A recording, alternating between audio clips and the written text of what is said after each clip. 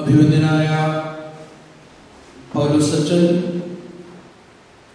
സന്നിഹിതരായിരിക്കുന്ന എല്ലാ പ്രിയപ്പെട്ട വിശ്വാസികളുമേ, കർത്തൃനാമത്തിൽ സ്നേഹവന്ദനം. ഈ സന്ധ്യയുടെ ചിന്തയ്ക്കും വിശകലനത്തിനുമായി പരിശുദ്ധനായ പൗലോസ്ലീഹ റോമർക്ക് എഴുതിയ ലേഖനം 12-ാം അധ്യായത്തിൻ്റെ ആദ്യത്തെ 2 വാക്യങ്ങൾ നമുക്ക് വായിച്ചു കേൾക്കാം. റോമർക്ക് എഴുതിയ ലേഖനം 12-ാം അധ്യായം, അതിൻ്റെ 1-2 വാക്യങ്ങൾ. സഹോദരന്മാരെ, ഞാൻ ദൈവത്തിന്റെ മനസ്സിലെ ഓർമ്മിച്ച് നിങ്ങളെ പ്രബോധിപ്പിക്കുന്നത്, നിങ്ങൾ ബുദ്ധിയുള്ള ആരാധനയായി നിങ്ങളുടെ ശരീരങ്ങളെ ജീവനും വിശുദ്ധിയും ദൈവത്തിന് പ്രസാദവുമുള്ള യാഗമായി അർപ്പിക്കുകയും ഈ ലോകത്തിന് നിരൂപരാകാതെ നന്മയും പ്രസാദവും പൂർണ്ണതയുള്ള ദൈവഹിതം ഇന്നതെന്ന് തിരിച്ചറിയേണ്ടതിന് മനസ്സ് പുതുക്കി രൂപാന്തരപ്പെടുകയും. റോമർ എഴുതിയ ലേഖനം 12-ാം അധ്യായം ആദ്യത്തെ 2 വാക്യങ്ങളാണ് വായിച്ചു കേട്ടത്. വളരെ പരിചിതമായ 2 വാക്യങ്ങളാണ്. ശുദ്ധിമതിയായ അമ്മയുടെ ശ്രേഷ്ഠമായ ഒരു പെരുന്നാളിൻ്റെ പരിസമാപ്തിയിലേക്ക് നാം വരികയാണ്. ഈ അടുത്തിടയിൽ വായിച്ച വളരെ ശ്രദ്ധേയമായ ഒരു പുസ്തകം, Mary in the new testament. പുതിയ നിയമ പുസ്തകങ്ങളിൽ കന്യാമറിയാമിനെ കുറിച്ചുള്ള പരാമർശം വളരെ അധികമില്ല. എന്നാൽ കൊടുത്തിട്ടുള്ള പരാമർശങ്ങൾ എടുത്ത് വളരെ വിശദമായി വിശകലനം ചെയ്തിരിക്കുന്ന ഒരു പുസ്തകമാണ് ഞാനിവിടെ പ്രതിപാദിച്ച പുസ്തകം. ആ പുസ്തകത്തിൻ്റെ മുഖവുരയിൽ ഗ്രന്ഥകർത്താവ് കൊടുത്തിട്ടുള്ള ഒരു ശ്രദ്ധേയമായ ഭാവനാ കഥയാണ് ഇന്ന് ഞാൻ പറഞ്ഞ് തുടങ്ങുന്നത്. 3 മരങ്ങളുടെ കഥയാണ്. വലിയ ഒരു മലയുടെ ചരിവിൽ 3 വലിയ മരങ്ങൾ നിന്നിരുന്നു. കർത്താവിൻ്റെ ജനനത്തോടും പരസ്യ ശുശ്രൂഷയോടും അടുത്ത കാലഘട്ടങ്ങളുമായി ബന്ധപ്പെടുത്തിയിട്ടുള്ള ഒരു കഥയാണ്. ഈ 3 മരങ്ങൾ തമ്മിൽ പരസ്പരം സംസാരിച്ചു. ഈ 3 മരങ്ങളും അവരുടെ ആഗ്രഹം പരസ്പരം ഷെയർ ചെയ്തു. ഞങ്ങളെ ഒരിക്കലും വെട്ടുന്നത് ഞങ്ങൾക്ക് ഇഷ്ടമല്ല, എന്നാലും ഈ മലയുടെ ചരിവിൽ ഞങ്ങൾക്ക് ഇങ്ങനെ നിൽക്കണം. പക്ഷെ വെട്ടുകാരൻ ഇതൊന്നും ഒരു വിഷയമാക്കിയില്ല. 1ാമത്തെ മരത്തെ വെട്ടുവാനായിട്ട് വെട്ടുകാരൻ മരത്തെ സമീപിച്ചപ്പോൾ മരം തൻ്റെ ആഗ്രഹം പറഞ്ഞു. എന്നെ വെട്ടരുതെന്നാണ് എൻ്റെ ആഗ്രഹം. അഥവാ എന്നെ വെട്ടുകയാണെങ്കിൽ എൻ്റെ തടി കുഞ്ഞുങ്ങളെ താരാട്ട് പാടുന്ന തൊട്ടി നിർമ്മിക്കാനായിട്ട് ഉപയോഗിക്കണം. താരാട്ട് പാടുന്ന തൊട്ടി നിർമ്മിക്കാനായിട്ട് ഉപയോഗിക്കണം. അപ്പോൾ ഈ വെട്ടുകാരൻ, മരത്തിൻ്റെ ഉടയവൻ പറഞ്ഞു, നിന്റെ തടി കൊണ്ട് ഞാൻ ഉദ്ദേശിച്ചിരിക്കുന്നത് അതല്ല.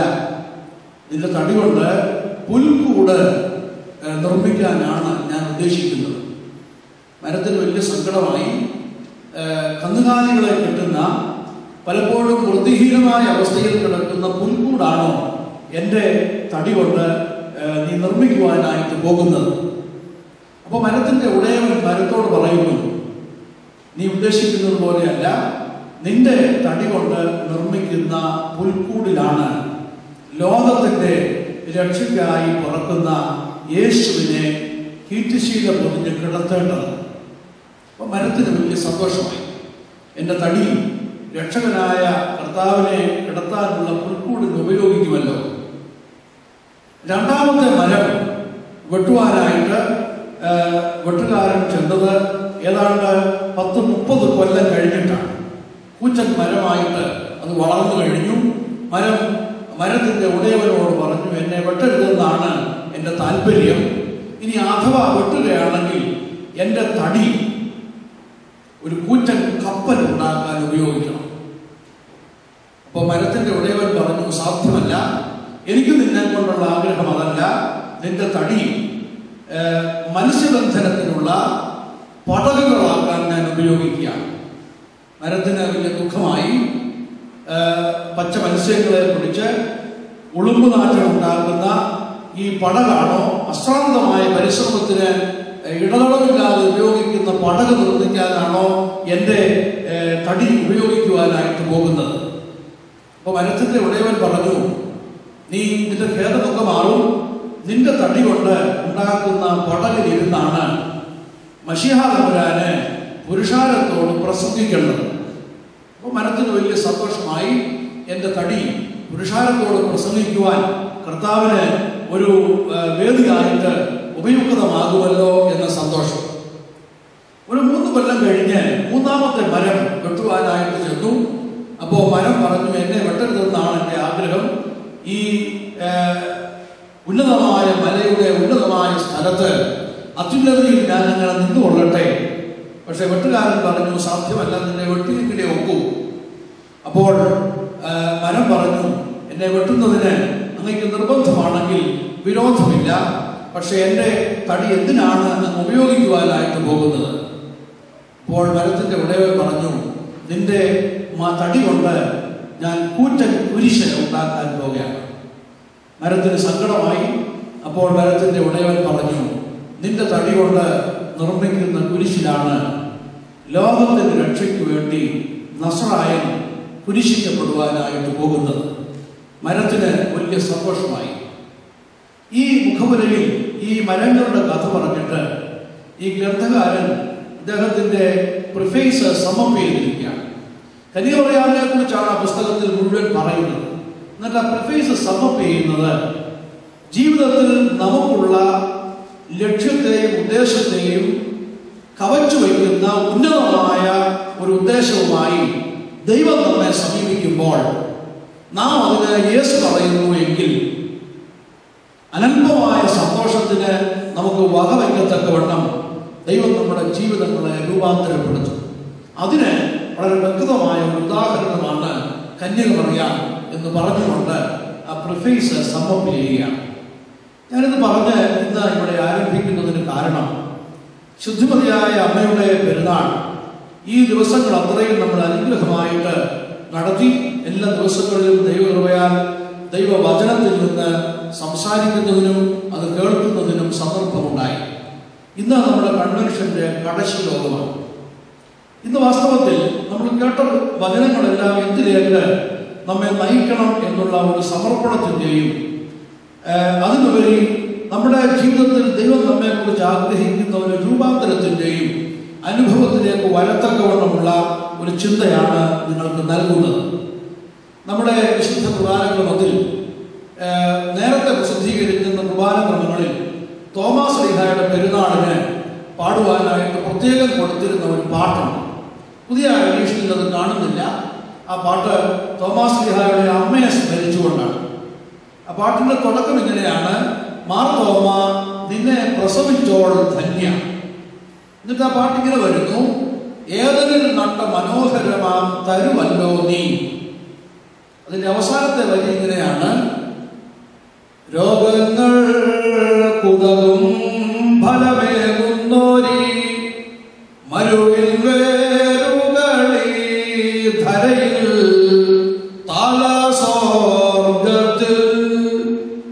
തോമാസ് ശ്ലീഹായെ കുറിച്ച് മാത്രമല്ല, പരിശുദ്ധന്മാരെ കുറിച്ചും ശുദ്ധിമതികളെ കുറിച്ചും ഒക്കെ സ്മരിക്കുവാൻ നമ്മെ ഒരുപാട് സഹായിക്കുന്ന ഒരു പാട്ടാണ്. അവർ ആരാണെന്ന് ചോദിച്ചാൽ നമുക്ക് സംഗ്രഹിച്ച് കാച്ചിക്കുറുകി പറയാം: ഈ ഭൂമിയിൽ വേരുകൾ പാകിയിട്ട് സ്വർഗത്തോളം തല ഉയർത്തി നിൽക്കുന്ന വലിയ വൃക്ഷങ്ങൾ. മരുവിൽ വേരുകളി ധരയിൽ താലസ്വർഗത്തിൽ. നമ്മുടെ വൈറ്റ് പ്ലെയിൻസ് പള്ളിയുടെ മുൻപിൽ അത്തരത്തിലൊരു മരം ഉണ്ടെന്ന് സങ്കല്പിക്കുക. സ്വർഗം വരെ എത്തുന്ന അല്ലെങ്കിൽ ഒരു മരം ഉണ്ടായിരുന്നെന്ന് ഞാൻ കേട്ടിട്ടുണ്ട്. അതിന് വെട്ടിക്കളഞ്ഞു.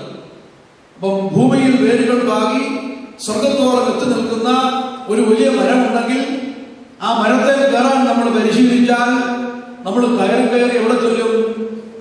സ്വർഗത്തിൽ ചെല്ലും. അതാണ് പരിശുദ്ധന്മാരുടെയും ശുദ്ധിമതികളുടെയും ശ്രേഷ്ഠത. കന്യമറിയാം ഈ ഭൂമിയിൽ വേരുകൾ പാകി സ്വർഗത്തോളം തല ഉയർത്തി നിൽക്കുന്ന ഒരു വലിയ മരമാണ്. ഉടയവന്റെ ജീവിതം തന്റെ ഇഷ്ടത്തേക്കാൾ അപ്പുറമായി ഉടയവന്റെ ഇഷ്ടം നിറവേറുവാനായിട്ട് സമർപ്പിച്ചു കൊടുത്ത ഒരു വലിയ മരമാണ്.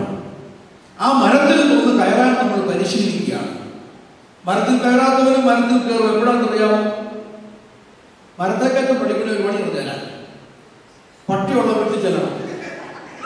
ചെല്ലുന്ന ഹെൽപ്പ് പറയരുത്. പട്ടി അഴിച്ചുകൊണ്ടേക്കുമ്പോൾ ചെല്ലണം. ഗേറ്റ് തുറന്ന് അകത്ത് കയറുമ്പോൾ പട്ടി കടിക്കാൻ ഓടി വരും. അപ്പോൾ അവിടെ നിൽക്കുന്ന തന്നെയാണ് നമ്മൾ കയറിയിരിക്കും. ഉറപ്പാണ്. നിവൃത്തികൾ വന്നാൽ നമ്മൾ മരത്തെ കയറും. അപ്പോ നമുക്കാർക്ക് നിവൃത്തികൾ വന്നെന്നല്ല ഞാൻ പറയുന്നത്. പക്ഷെ അത്ര കണ്ട് പരിശുദ്ധന്മാരെ ശുദ്ധിമതികളെയും നാം ഗ്രഹിക്കേണ്ട, അവരിലൂടെ വളരേണ്ട, അവർ പ്രാപിച്ച സ്വർഗത്തിന്റെ അവകാശികളാകുവാൻ തക്കവണ്ണം ആഗ്രഹിക്കേണ്ട ഒരു കാലഘട്ടത്തിലേക്ക് നാം വന്നുകൊണ്ടിരിക്കുന്നു എന്ന് ഓർക്കുവാൻ തക്കവണ്ണം സൂചിപ്പിച്ചതാണ്. അതിന് ഒരു സമാപന സന്ദേശം എന്ന നിലയിൽ നമ്മെ സഹായിക്കുവാൻ ഉതകുന്ന 2 വാക്യങ്ങളാണ് നമ്മുടെ ഇന്നത്തെ ചിന്ത.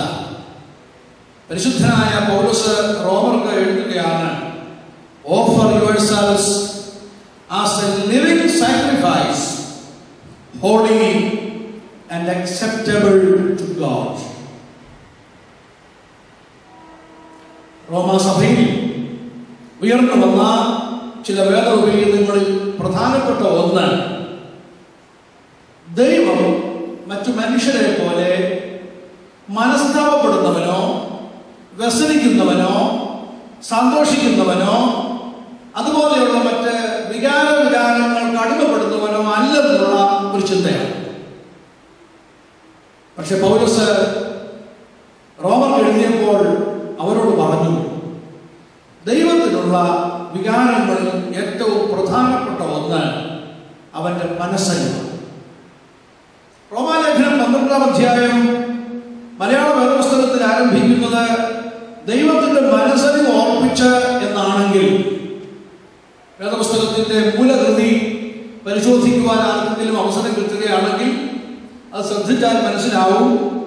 ദൈവത്തിന്റെ മനസ്സലിവ് ഓർപ്പിച്ചെന്നല്ല, മറിച്ച് മനസ്സലിവുള്ളവനായ ദൈവത്തെ ഓർപ്പിച്ച് എന്ന് പറഞ്ഞുകൊണ്ടാണ് ഇത് തുടങ്ങുന്നത്.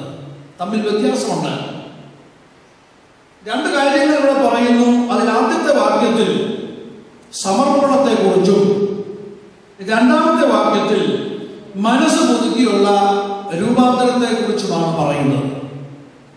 ഇത് രണ്ടിനും ബേസ് ആയിട്ട് പൗലോസ് പറയുന്നത് ദൈവത്തിന്റെ മനസ്സലിവിനെ കുറിച്ച്.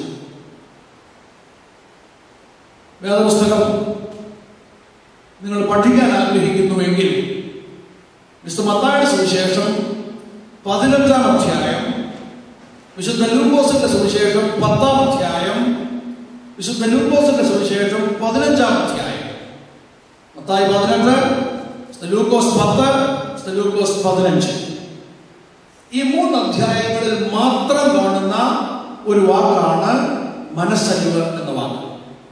വേറെ ചിലടത്തൊക്കെ കാണുമായിരിക്കാം. പക്ഷേ ദൈവത്തിന്റെ മനസ്സലിവ് എന്ന് പൗലോസ് പ്രയോഗിച്ചിരിക്കുന്ന അതേ അർത്ഥത്തിൽ മനസ്സലിവിനെ കുറിച്ച് പറയുന്ന 3 ഭാഗങ്ങൾ ഈ 3 ഭാഗങ്ങളിൽ മാത്രമാണ്. തന്നെയല്ല, ആ 3 വേദഭാഗങ്ങളിൽ കർത്താവിന്റെ പരശുശ്രൂഷയിൽ ദൈവത്തിന്റെ മനസ്സലിവ് ദൃശ്യമാക്കുവാൻ തക്കവണ്ണം ബലഹീന മനുഷ്യർക്ക് ഗ്രഹിക്കുവാനും അത്ര കണ്ട് പ്രയാസമില്ലാത്ത 3 കാര്യങ്ങളിലൂടെ ദൈവത്തിന്റെ മനസ്സലിവ് എന്താണെന്ന് ഓർമ്മിപ്പിച്ചിരിക്കുകയാണ്. മത്തായിയുടെ സുവിശേഷം 15-ാം അധ്യായം നമുക്ക് വളരെ പരിചിതമായ ഒരു വേദഭാഗമാണ്. പരിശുദ്ധ വലിയ നോമ്പ് ആരംഭിക്കുന്നതിന് തൊട്ടു തലേ ദിവസം പരിശുദ്ധ സഭയിൽ നടത്തപ്പെടുന്ന ഒരു ശുശ്രൂഷയാണ് ശുഭകോനോ ശുശ്രൂഷ. ശുഭകോനോ ശുശ്രൂഷയ്ക്ക് ഓരോരുത്തർക്കും സമാധാനം കൊടുക്കുന്ന വളരെ ശ്രദ്ധേയമായ ഒരു ശുശ്രൂഷയാണ്. പരസ്പരം ക്ഷമ ചോദിക്കുന്ന, പരസ്പരം ക്ഷമ കൊടുക്കുന്ന, കാരണം നോമ്പാകുന്ന യുദ്ധത്തിലേക്ക് നമ്മൾ പ്രവേശിക്കുകയാണ്. ആ ശുഭകോനോ ശുശ്രൂഷയ്ക്ക് വായിക്കുന്ന വിശുദ്ധ വേദഭാഗമാണ് മത്തായിയുടെ സുവിശേഷം 18-ാം അധ്യായം. അവിടെ ഒരു ഭീമമായ തുക ഒരു വലിയ മുതലാളിയോട് കടപ്പെട്ട ഒരു പാവപ്പെട്ട ഒരു മനുഷ്യനെ കാണും. പറഞ്ഞ ഡേറ്റായി യജമാനൻ അവനെ വിളിപ്പിച്ചിട്ട് എന്നോട് കടം വാങ്ങിയതൊക്കെ തരണമെന്ന് പറഞ്ഞു. അവനെ യജമാനന്റെ അടുത്ത് ചെന്നു, എനിക്കൊരു അവധി തരണം, കളിപ്പിക്കത്തില്ല, തന്നോളാം. പക്ഷെ യജമാനൻ വീണ്ടും അവനോട് കയർത്തു. അവൻ ഏറെ കെഞ്ചി അപേക്ഷിച്ചു. അവിടെ രേഖപ്പെടുത്തിയിരിക്കുന്നത് യജമാനൻ അവനോട് മനസ്സലിഞ്ഞു, അവന്റെ കടവും ഇളച്ചു കൊടുത്തു. പക്ഷെ കഥ ഇവിടെ തീർന്നില്ല. ഇളച്ചു കിട്ടിയവൻ അവന്റെ വീട്ടിലേക്ക് പോകുന്ന സന്ദർഭത്തിൽ തുച്ഛമായൊരു തുക അവനോട് കടപ്പെട്ടവനെ കണ്ടു. എന്നിട്ട് അവനെ പിടിച്ചു നിർത്തി, എന്നോട് വാങ്ങിച്ച കാശ് തരാൻ പറഞ്ഞു. അവനും ഒരു അവധിയൊക്കെ അപേക്ഷിച്ച് നോക്കി, കെഞ്ചി അപേക്ഷിച്ച് നോക്കി. പക്ഷെ എന്താണ് പറയുന്നത്? എനിക്കിപ്പോ കാശ് വേണമെന്നും പറഞ്ഞ് ദിവസത്തിൽ എഴുതിയിരിക്കുന്നത് അവന്റെ കൊങ്ങായിക്ക് പിടിച്ചു. ഈ കൊങ്ങായിക്ക് പിടുത്തവും ചെറുകുറ്റി കടിയൊക്കെ അന്ന് ഉണ്ടായിരുന്നുള്ളതിന്റെ തെളിവായിട്ട് വേണം നമുക്ക് എടുക്കാം. പെടലിക്ക് പിടിച്ചിട്ട് അവനെ അറസ്റ്റ് ചെയ്തു. ഇപ്പൊ എന്റെ കാശ് വേണമെന്ന് പറഞ്ഞു. യജമാനൻ ഇത് അറിഞ്ഞു അല്ലേ? യജമാനൻ അറിഞ്ഞിട്ട് എന്ത് ചെയ്തു? ഇവനെ ആളയച്ച് വിളിപ്പിച്ചിട്ട് അവനെ എന്താ വിളിക്കുന്നത്? ദുഷ്ടദാസൻ. ഞാൻ നിന്നോട് കാണിച്ച മനസ്സലിവ് നിന്റെ കൂട്ടുദാസനോട് നീ കാണിക്കാതിരുന്നത് എന്തുകൊണ്ടാണ്? അതുകൊണ്ട് അവസാന ചില്ലിക്കാശ് തന്നു തീരുവോളം നീ കാരാഗ്രഹത്തിൽ കിടന്നോളാൻ പറഞ്ഞു. കടമടച്ചു കൊടുത്തത് യജമാനന്റെ മനസ്സലിവാണ്. പക്ഷെ ഇളച്ചു കിട്ടിയവൻ അവന്റെ സമസൃഷ്ടനോട് ഇളയ്ക്കാതിരുന്നപ്പോൾ അവനെ കാരാഗ്രഹത്തിൽ പിടിച്ചിട്ടതും ഈ യജമാനന്റെ മനസ്സലിവിന്റെ ഭാഗം തന്നെയാണ്. കർത്താവ് എന്തിനാ ഈ ഉപമ പറഞ്ഞത് എന്നുള്ളത് വളരെ വ്യക്തമാണ്. നാം നമ്മിലേക്ക് തന്നെ ഒന്ന് നോക്കാൻ വിധേയപ്പെട്ടവരാണ്. നമ്മിലേക്ക് തന്നെ തിരിയുന്ന ഒരു സ്വഭാവം. നാം എന്താണ് കർത്താവിൽ നിന്ന് പ്രാപിച്ചത്, അതിന് തക്കവണ്ണം നമ്മുടെ സമസൃഷ്ടങ്ങളിലേക്ക് നമ്മൾ പകരുന്നുണ്ടോ? ഞാൻ പ്രാപിക്കുകയും ഞാൻ പ്രാപിച്ചതിന്റെ അംശം പോലും പകരാതിരിക്കുകയും ചെയ്യുന്ന ഒരു അനുഭവമാണെങ്കിൽ എന്റെ കടം നിരുപാധികം ഇളച്ചു തരുന്ന യജമാനൻ എന്നെ കാരാഗ്രഹത്തിൽ ഇടാനും മടിക്കുകയില്ല എന്നുള്ള ഒരു ദൂതാണ് അവിടെ കിട്ടുന്നത്. പോകട്ടെ, ഇവിടെ യജമാനന്റെ മനസ്സലിവിനെ കുറിച്ച് പറഞ്ഞിരിക്കുകയാണ്. നിരുപാധികമായി ഇളച്ചു കൊടുക്കുന്ന മനസ്സലിവ്. എന്നാൽ ഇളച്ചു കിട്ടിയവൻ സമസൃഷ്ടനോട് ഇടയ്ക്കാതിരിക്കുമ്പോൾ അവനെ ശിക്ഷിക്കുന്ന ഒരു മനസ്സലിവ്. വേദപുസ്തകത്തിൽ രണ്ടാമത് ഇത്തരത്തിൽ മനസ്സലിവിനെ കുറിച്ച് കാണുന്നത് ലൂക്കോസിന്റെ സുവിശേഷം 10-ാം അധ്യായത്തിലാണ്. ലൂക്കോസ് 10-ൽ നമ്മൾ നേരത്തെ പരാമർശിച്ച ഒരു ഭാഗമാണ്. ശമര്യാക്കാരന്റെ ഉപമ ലൂക്കോസ് 10-ലാണ് നമ്മൾ കാണുന്നത്. നിത്യജീവൻ അവകാശിയാകുവാൻ ഞാൻ എന്ത് ചെയ്യണമെന്ന് ചോദിച്ചപ്പോൾ ചോദ്യകർത്താവിന് കൊടുത്ത മറുപടിയിൽ കർത്താവ് പരാമർശിച്ച ഒരു ഉപമയാണ്. ഒരു മനുഷ്യൻ യെരൂശലേമിൽ നിന്ന് യെരിഹോവിലേക്ക് പോയി. ശമര്യാക്കാരന്റെ കഥയൊക്കെ അവനിക്കുന്നത് നമുക്കറിയാം. അതുവഴി ഒരു പുരോഹിതൻ പോയി, ഒരു ലേവ്യൻ പോയി, അത് കഴിഞ്ഞ് ഒരു ശമര്യാക്കാരൻ വന്നു. അർത്ഥപ്രാണനായ ഒരു വഴിപോക്കൻ അവിടെ കിടക്കുന്നു. പുരോഹിതനും ലേവ്യനും ഈ വഴിപോക്കനെ കണ്ടു കാണും. പക്ഷെ അവർ ചിന്തിച്ചു, അവന് വേണ്ടി ഞങ്ങൾ സമയം മെനക്കെടുത്തിയാൽ എന്ത് നഷ്ടമാണ് ഞങ്ങൾക്ക് സംഭവിക്കാൻ പോകുന്നത്? പക്ഷെ ശമര്യാക്കാരൻ ഈ അർത്ഥപ്രാണനായ മനുഷ്യനെ കണ്ടപ്പോൾ ചിന്തിച്ചു, അവന് വേണ്ടി ഞാൻ സമയം ചിലവാക്കാതിരുന്നാൽ എന്ത് നഷ്ടമാണ് അവന് സംഭവിക്കാൻ പോകുന്നത്? ഒരുപക്ഷെ അവൻ മരിച്ചു പോകാം. അതുകൊണ്ട് അവൻ എന്താ ചെയ്തത്? അവന്റെ കൈവശമുണ്ടായിരുന്ന സകലവും രേഖപ്പെടുത്തിയിരിക്കുന്നത്, ലൂക്കോസ് 10-ൽ രേഖപ്പെടുത്തിയിരിക്കുന്നത്, ഈ ശമര്യാക്കാരന് അർത്ഥപ്രാണനായ വഴിപോക്കനോട് മനസ്സലിവ് തോന്നി. ഒരു തരത്തിലും അവനെ സഹായിക്കുവാൻ തക്കവണ്ണം നിയമപരമായ ബാധ്യത ഈ ശമര്യാക്കാരനില്ല. നിയമപരമായ ഒരു ബാധ്യതയില്ല. നമുക്ക് നീന്തൽ അറിയാം. ആറ്റിൽ കിടന്ന് രക്ഷപ്പെടുത്താനായിട്ട് മുങ്ങിത്താഴുന്ന ഒരാളിനെ നമ്മൾ ചാടി നീന്തി രക്ഷിക്കണമെന്ന് നിയമം പറയുന്നുണ്ട്. അങ്ങനെ ചെയ്തില്ലെങ്കിൽ നമ്മളെ നിയമം ശിക്ഷിക്കുകയൊന്നുമില്ല. ലൗകിക കോടതിയിൽ ശിക്ഷ കിട്ടുകയില്ല, പക്ഷേ ദൈവിക കോടതിയിൽ ശിക്ഷ കിട്ടും. ദൈവിക കോടതിയുണ്ട്, ലൗകിക കോടതിയുണ്ട്. എക്ലീഷ്യൻ ലോ ഉണ്ട്, ഡിവൈൻ ലോ ഉണ്ട്.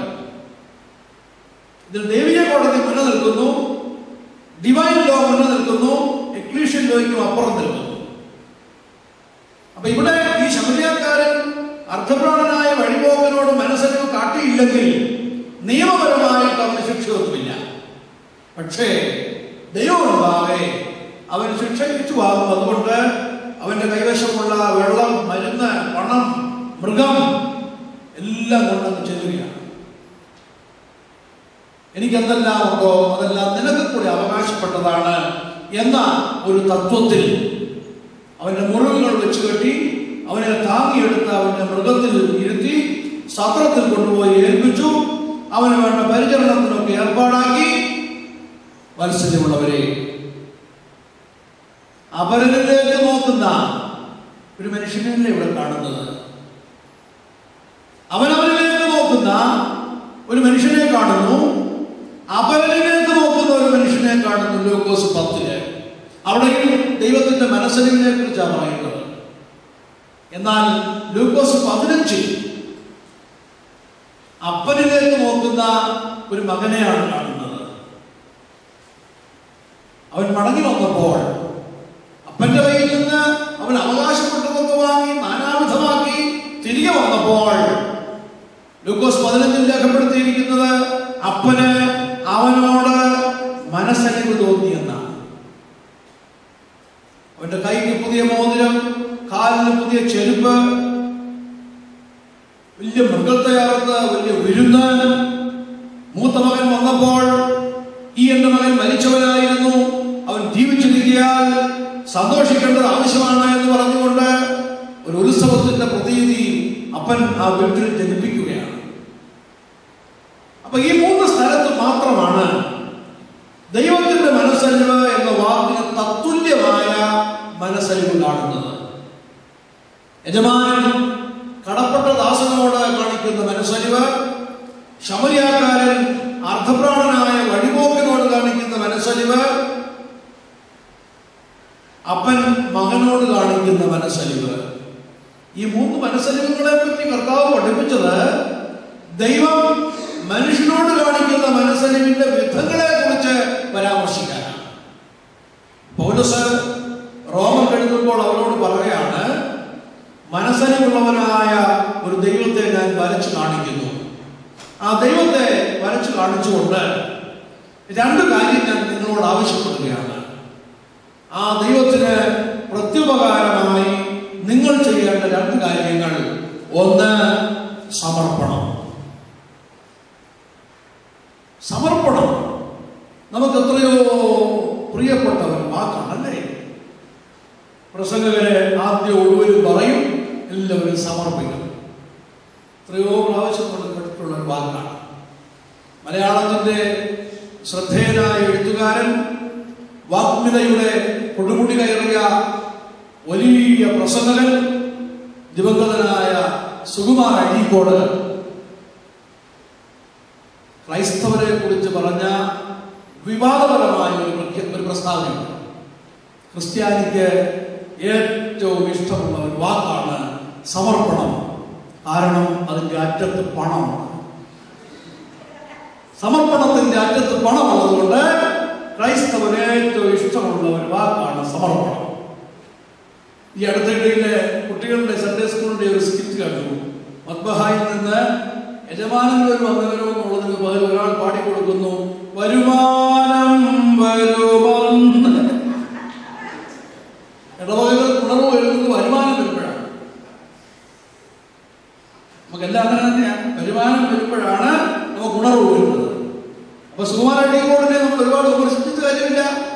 സമർപ്പണത്തിന്റെ അറ്റത്ത് പണം ഉള്ളത് കൊണ്ടാണ് നമുക്ക് സമർപ്പണം ഇഷ്ടമായിരിക്കുന്നത്. പക്ഷെ പൗലോസ് പറയുന്നത്, ഇത്രമാത്രം മനസ്സലിവ് നിങ്ങളോട് കാണിച്ചവനായ ഒരു ദൈവത്തിന് നിങ്ങൾ കൊടുക്കേണ്ട പ്രത്യുപകാരമാണ് സമർപ്പണം. എങ്ങനെ നമ്മളെ സമർപ്പിക്കണം? You offer yourselves as a living sacrifice, holy and acceptable to God. നിങ്ങൾ ബുദ്ധിയുള്ള ആരാധനയായി നിങ്ങളുടെ ശരീരങ്ങളെ ജീവനും വിശുദ്ധിയും വിശുദ്ധിയും ദൈവത്തിന് പ്രസാദവുമുള്ള ഒരു യാഗമായി സമർപ്പിക്കുകയും. സമർപ്പണത്തിന്റെ ഏറ്റവും വലിയ ഉദാഹരണം നമ്മുടെ കർത്താവല്ലേ. കർത്താവ് ജീവിച്ച കാലഘട്ടം നമുക്കറിയാം. വേദശാസ്ത്രജ്ഞന്മാരും പരീക്ഷ പ്രമാണിമാരും കർത്താവിനെ നിശ്ചിതമായി വിമർശിച്ചു.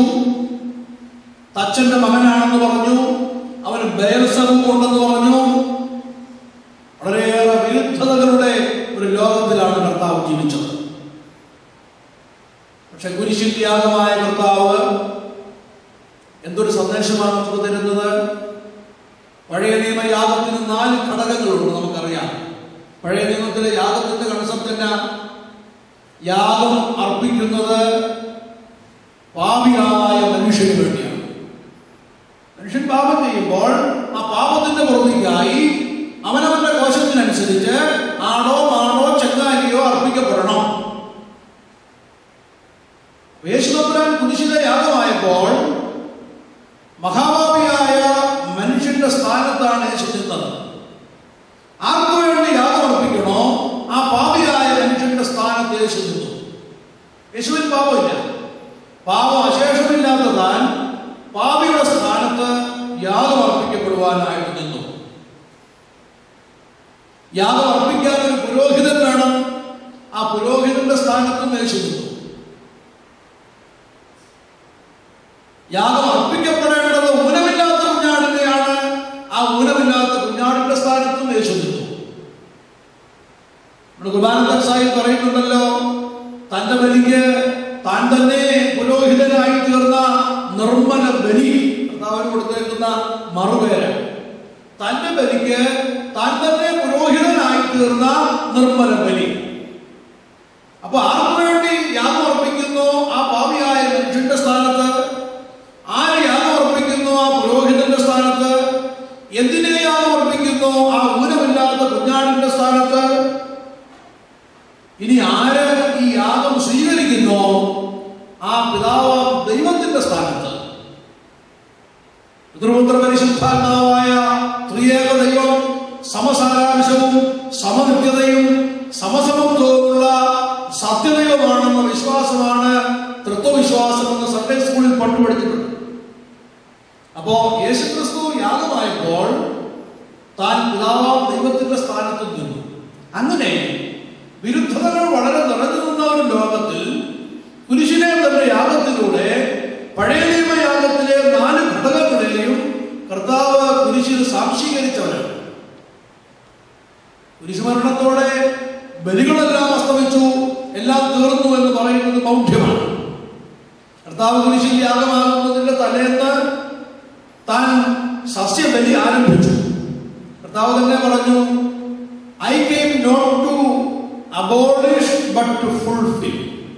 ഞാൻ ന്യായപ്രമാണത്തെയോ പ്രവാചകന്മാരെയോ നീക്കാൻ വന്നതല്ല, ബാക്കി ആർക്കും പറയാം, നിവർത്തിക്കാൻ വന്നതാണ്. നീക്കുക എന്നുള്ളതിന് to abolish, നിവർത്തിക്കുക എന്നുള്ളതിന് to fulfill. നീക്കുന്നതല്ല, നിവർത്തിക്കുന്നത്. നമ്മൾ ഒരു വീട് കെട്ടാൻ തുടങ്ങിയാൽ ആ വീടിന്റെ പണി നിവർത്തിച്ചു എന്ന് പറഞ്ഞാൽ അതിന്റെ അർത്ഥം ആ വീട്ടിൽ നമ്മൾ പുതിയ താമസം തുടങ്ങുക. നമ്മൾ എന്തെങ്കിലും ഒരു ജോലി നിവർത്തിച്ചു എന്ന് പറഞ്ഞാൽ അതിന്റെ ഫലം നമ്മൾ അനുഭവിക്കാൻ തുടങ്ങുക. അപ്പൊ നിവർത്തിക്കുന്നിടത്ത് തുടങ്ങുക, നീക്കുന്നിടത്ത് തുടക്കമില്ല, നിവർത്തിക്കുന്നിടത്ത് തുടങ്ങുക. കർത്താവ് വളരെ ആലോചിച്ചാണ് പറഞ്ഞത്, ഞാൻ ന്യായപ്രമാണത്തെയോ പ്രവാചകന്മാരെയോ നീക്കാൻ വന്നതല്ല, നിവർത്തിക്കാൻ വന്നതാണ്. അപ്പോ വിരുദ്ധതകൾക്ക് നടുവിൽ തന്റെ കൈകാലുകൾ താൻ കുരിശിൽ വിരിച്ചുകൊണ്ട് പഴയ നിയമ യാഗങ്ങളെയും യാഗാർപ്പിതരെയും യാഗസ്വീകാരകനെയും യാഗവസ്തുവിനെയും എല്ലാം തന്നിലേക്ക് സാംശീകരിച്ച് ഒരു നല്ല ഉദാഹരണമായി കർത്താവ് ഇങ്ങനെ നിൽക്കുകയാണ്. ഇത് സാധിക്കുമെന്ന് കാണിച്ചു തരിക. നമുക്ക് പലപ്പോഴും അത്ഭുതമാണ്. പൗലോസ് പറയുന്ന കാര്യമല്ലോ നടപ്പുള്ള കാര്യമാണോ? നമ്മുടെ ശരീരങ്ങളുടെ ജീവനും വിശുദ്ധിയും ദൈവത്തിന് പ്രസാദവുമുള്ള ഒരു യാഗമായി സമർപ്പിക്കാൻ നമുക്ക് എങ്ങനെ സാധിക്കും? അതിന്റെ പോസിബിലിറ്റി കർത്താവ് എന്ന പൂർണ്ണ മനുഷ്യൻ നമുക്ക് കാണിച്ചു തരികയാണ്. കർത്താവിൽ വാത്സല്യമുള്ളവരെ, ദൈവത്തിന്റെ മനസ്സലിവിനെ കുറിച്ച് നാം ധ്യാനിക്കുമ്പോൾ അവന്റെ സന്നിധിയിൽ നമ്മുടെ ഭൗമജീവിതത്തെ, നമുക്ക് അവൻ നൽകിയിരിക്കുന്ന ശരീരത്തെ അതിന്റെ പൂർണ്ണമായ ഗൗരവത്തിൽ സമർപ്പിക്കാൻ നമുക്ക് എങ്ങനെ സാധിക്കും എന്നുള്ളത് ഗൗരവമായി ചിന്തിക്കേണ്ട ഒന്നാണ്. ഇന്ന് സന്ധ്യയിലും അതുപോലെ തുടർന്ന് ഇതിനു മുൻപുള്ള ചില രാത്രികളിലും നമ്മൾ വായിച്ചു കേട്ട ഒരു കോമൺ ആയിട്ടുള്ള വേദഭാഗമുണ്ടല്ലോ. എവൻഗേലിയോൻ വായിക്കുമ്പോൾ ലൂക്കോസിന്റെ സുവിശേഷം 8-ാം അധ്യായം 16, 17, 18 വാക്യങ്ങൾ. 3 ചലഞ്ചസ് ആണ്. കർത്താവ് പഠിപ്പിച്ച 3 കാര്യങ്ങളാണ്, പക്ഷെ അത് 3 ചലഞ്ചസ് ആണ്. വിളക്ക് കത്തിച്ച് പറയിൽ കീഴിൽ വെക്കരുത്, പിന്നെ എന്തുവാ എവിടൊക്കെ വിലക്ക് വെക്കരുതെന്നാണ് ദിവസത്തിൽ പറയുന്നത്. വിളക്ക് എവിടൊക്കെ വെക്കരുതെന്ന് പറയുന്നു, എവിടെ വെക്കണമെന്ന് പറയുന്നു. പറയിൽ കീഴിൽ വെക്കരുത്, കട്ടിലിന്റെ കീഴിൽ വെക്കരുത്, എവിടെ വേറെ ഒരിടത്തൂടെ വെക്കരുതെന്ന് പറഞ്ഞു. എവിടെ അത് കഴിഞ്ഞിട്ടാണ് വെക്കുന്ന സ്ഥലം. പറയുടെ കീഴെ വെക്കരുതെന്ന് പറയുന്നു, കട്ടിലിന്റെ കീഴെ വെക്കരുതെന്ന് പറയുന്നു. കട്ടിലിനെ വെക്കേണ്ട കാര്യമാണ്, വെക്കരുതെന്ന് ഒരിടത്തൂടെ വെക്കരുതെന്ന് പറയുന്നുണ്ട്. നിലവറയിൽ വെക്കരുത്, കണ്ടുപിടിക്കണം. അത് ഒത്തിരി അർത്ഥമുള്ളതാകട്ടോ. ഈ വിളക്ക് ഒരു വലിയ സിംബലാണ്, വെട്ടം. അതാ പറഞ്ഞു, ഞാൻ ലോകത്തിന്റെ വെളിച്ചം, നിങ്ങൾ ലോകത്തിന്റെ വെളിച്ചം. Let your light shine before the people so that they may glorify your heavenly Father.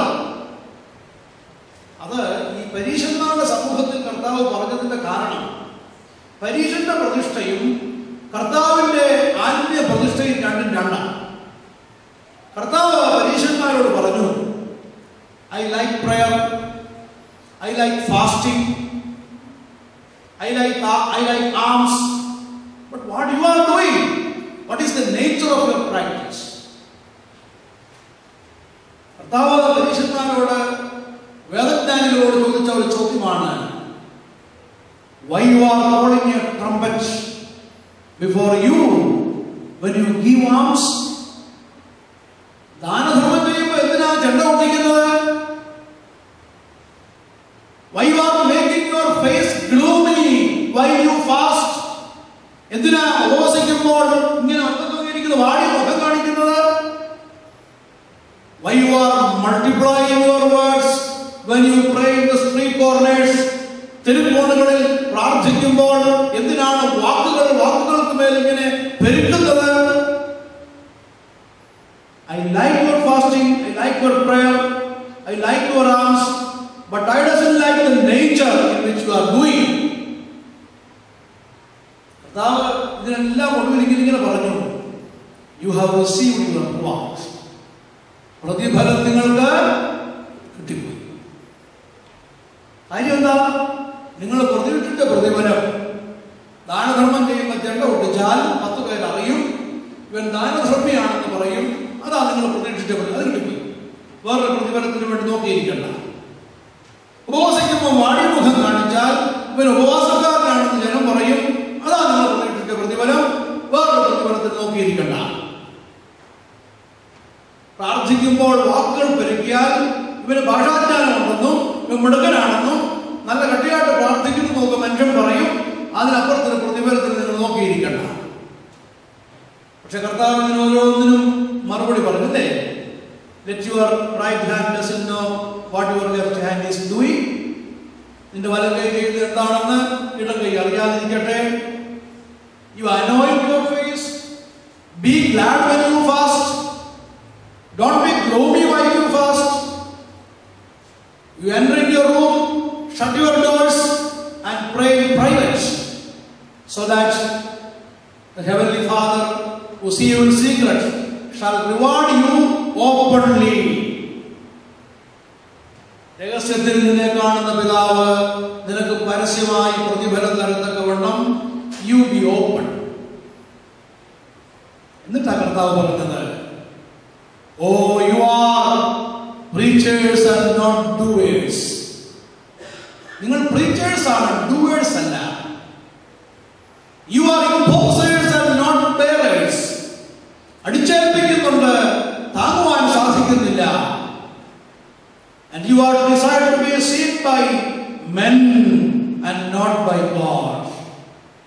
മനുഷ്യരാൽ കാണപ്പെടണമെന്ന് ആഗ്രഹിക്കുന്നുണ്ട്.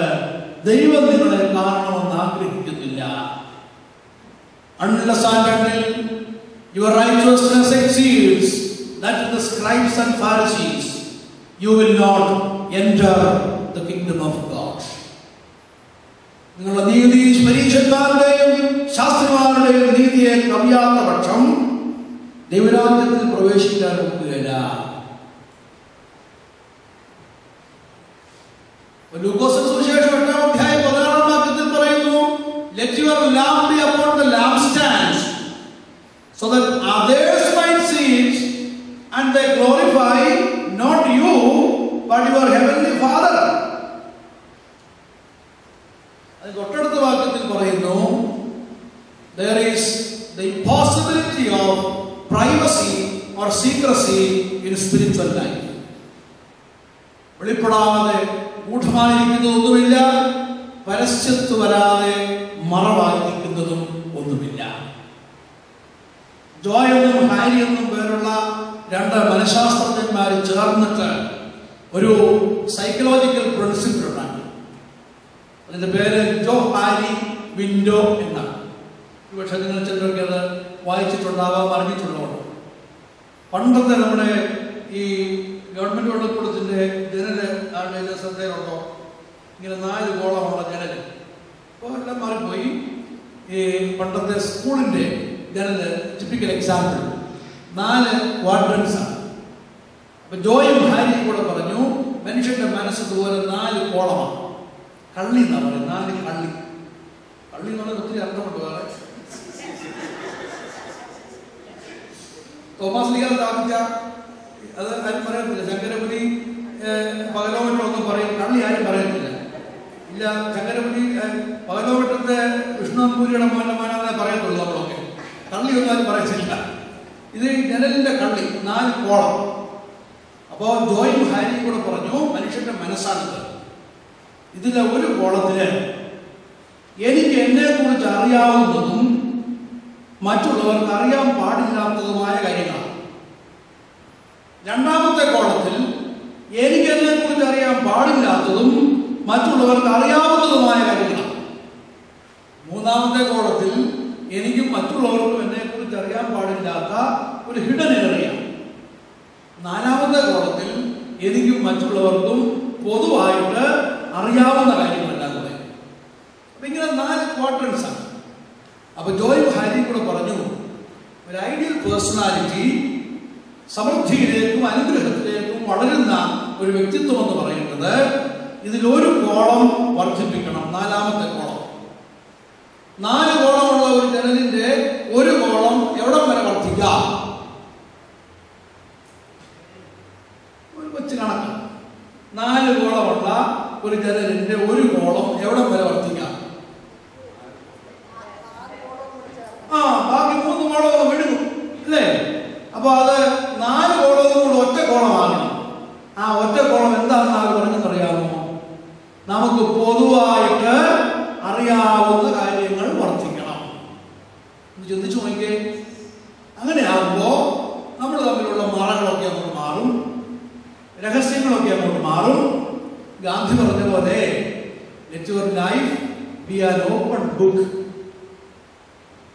ചില ആശുപത്രികളിലൊക്കെ ചിലപ്പോൾ കാണാം, മുന്നിൽ ഒരു ഗ്ലാസ് അതിനകത്ത് ഒരു ബൈബിള് ഇങ്ങനെ തുറന്നു വെച്ചേക്കുന്നു, ആർക്കും വായിക്കും.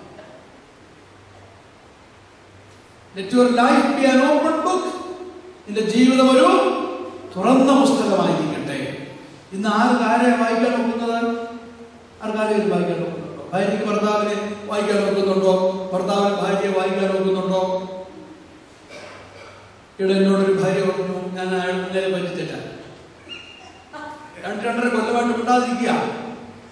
പുറത്ത് ഒരുമിച്ചൊക്കെ പോകും, പള്ളിയിലൊക്കെ പോകും, പക്ഷെ വീട്ടിനകത്ത് കഴിഞ്ഞാൽ പിന്നെ അങ്ങോട്ടും ഇങ്ങോട്ട് മിണ്ടത്തില്ല, ഭയങ്കര കൊണ്ട പണക്കം. അപ്പൊ അടുത്തിടെ ഈ ഭർത്താവ് ഭാര്യയോട് ഭാര്യ ഭർത്താവിനോട് ഏതാണ്ട് പറഞ്ഞു, എഴുതി കൊടുത്തു. അയാൾ അനുസരിച്ചില്ല. ഭർത്താവിന് ഒരു ദിവസം രാവിലെ തിരുവനന്തപുരത്തിന് പോകണം, അത്യാവശ്യം 5:30 വണ്ടി പിടിക്കണം. അപ്പോൾ ഭർത്താവ് എന്ന അടുക്കളയല്ല ഒരു സ്റ്റിക്കർ മേടിച്ചു, എന്നെ 4 മണിക്ക് വിളിച്ചാൽ എന്നിട്ട് പോയി കിടന്നുറങ്ങി. ഭാര്യ ഇത് കണ്ടു. ഭാര്യ അതിൻ്റെ അന്നപ്പുറത്ത് എഴുതി, മണി 3:30 എഴുന്നേലുണ്ടായോ, എന്നിട്ട് രാത്രി കൊണ്ട് കട്ടിലെ പറ്റിച്ചു. വല്ല കാര്യവും നടന്നോ? അങ്ങോട്ടും ഇങ്ങോട്ടും പറ്റിച്ചു, പക്ഷെ ഒരു കാര്യവും നടന്നില്ല. ഇതാണ് പല വീട്ടിലും നടക്കുന്നത്.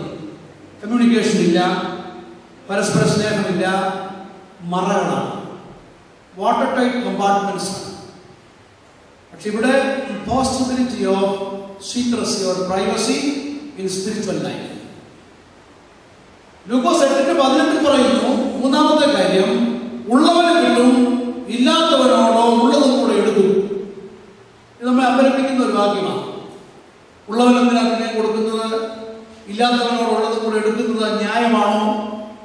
കർത്താവ് 2 ഉപമയോട് ചേർന്നാണ് അത് പറഞ്ഞത്. ഒന്ന് താലന്തുകളുടെ ഉപമ, മറ്റത് വിതയ്ക്കുന്നവന്റെ ഉപമ. അല്ലേ? വിതക്കാരൻ വിതയ്ക്കാൻ പുറപ്പെട്ടു, അവിടെ വീണു, ഇവിടെ വീണു എന്ന് പറഞ്ഞിട്ട് നല്ല നിലത്ത് വീണത് 30, 60, 100 മേനിയായി വിളഞ്ഞു എന്ന് പറഞ്ഞിട്ട് അവിടെ കർത്താവ് പറഞ്ഞു, ഉള്ളവന് കിട്ടും.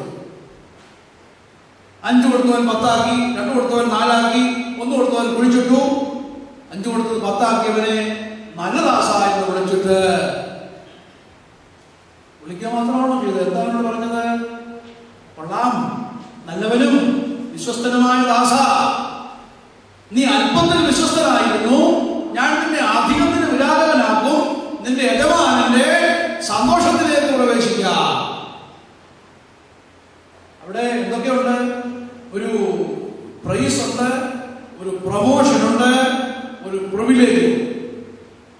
അല്ലേ? 5, 10 ആക്കിയവനെ പ്രൈസ് ചെയ്യും, 5, 10 ആക്കിയവനെ പ്രൈസ് ചെയ്യും. കൊള്ളാം, നല്ലവനും വിശ്വസ്തനുമായ ദാസ. എന്നിട്ട് അവന് ഒരു പ്രൊമോഷൻ കൊടുത്തു. നീ അല്പത്തിൽ വിശ്വസ്തനായിരുന്നു, ഞാൻ നിന്നെ അധികത്തിന് വിചാരകനാക്കും. അത് പ്രൊമോഷനാണ്. അതിനും അപ്പുറത്ത് അവനൊരു പ്രിവിലേജ് കൊടുത്തു. അതെന്താ? നിന്റെ യജമാനന്റെ സന്തോഷത്തിലേക്ക് നീ പ്രവേശിക്കും. ഇത് കഴിഞ്ഞിട്ടാ പറഞ്ഞത്, ഉള്ളവന് കിട്ടും, ഇല്ലാത്തവനോടോ ഉള്ളതും കൂടെ എടുക്കും. ഇത് പറയുമ്പോൾ നമുക്കൊരു സംശയം തോന്നാം, ദ്രവ്യം പലിശയ്ക്ക് കൊടുക്കരുതെന്ന് വേദപുസ്തകത്തിലുണ്ട്.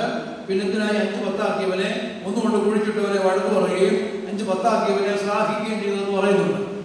അത് അമിത പലിശ വാങ്ങരുതെന്നാണ് ദ്രവ്യം പലിശയ്ക്ക് കൊടുക്കരുതെന്നുള്ളതിൻ്റെ അർത്ഥം.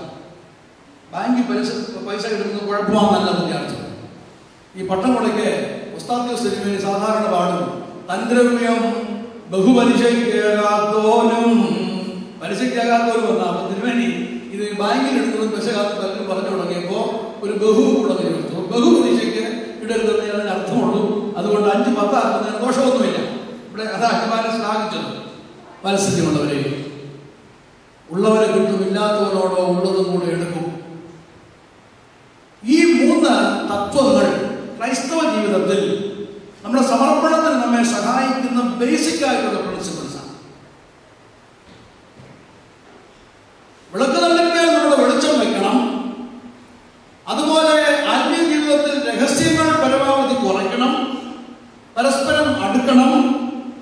അതുപോലെ നാം ഉള്ള അവസ്ഥയിലായിരിക്കണം. ഇതിലെനിക്ക് തോന്നുന്നത് ഇന്ന് ഈ വളരെ ലാക്കിംഗ് ആയിട്ടുള്ളത് ഈ മൂന്നാമത്തെ കാര്യമാണ്. നമുക്ക് ഉള്ള അവസ്ഥയിലായിരിക്കാൻ പലർക്കും സാധിക്കുന്നില്ല. പലരും പഞ്ഞം പറഞ്ഞ് ജീവിക്കുന്നവരാണ്. എങ്ങനെ നമുക്ക് കർത്തൃസന്നിധിയിൽ നിന്ന് അനുഗ്രഹങ്ങൾ പ്രാപിക്കാം എന്നുള്ളതിനെ കുറിച്ച് പോസിറ്റീവായിട്ട് ഒരു മോട്ടിവേറ്റീവ് സ്റ്റൈലിൽ ചിന്തിക്കാൻ പലർക്കും സാധിക്കുന്നില്ല. പോകട്ടെ, വിശദാംശങ്ങളിലേക്ക് ഞാൻ പോകുന്നില്ല. പൗലോസ് പറയുകയാണ്, you offer yourselves as a living sacrifice, holy and acceptable to God. ക്രൈസ്തവ ജീവിതത്തിൽ നാം അനുവർത്തിക്കേണ്ട ധാർമ്മിക സാമൂഹ്യ പ്രതിബദ്ധതകളുണ്ട്. ആ പ്രതിബദ്ധതകൾ നാം ഏറ്റെടുത്തുകൊണ്ട് അനുഗ്രഹകരമായി ഒരു സമർപ്പണത്തിലേക്ക് മുന്നേറാൻ നമുക്ക് സാധിക്കണം. രണ്ടാമത്തെ വാക്യം അതുപോലെ തന്നെ ശ്രേഷ്ഠമായിട്ടുള്ള ഒരു വാക്യമാണ്.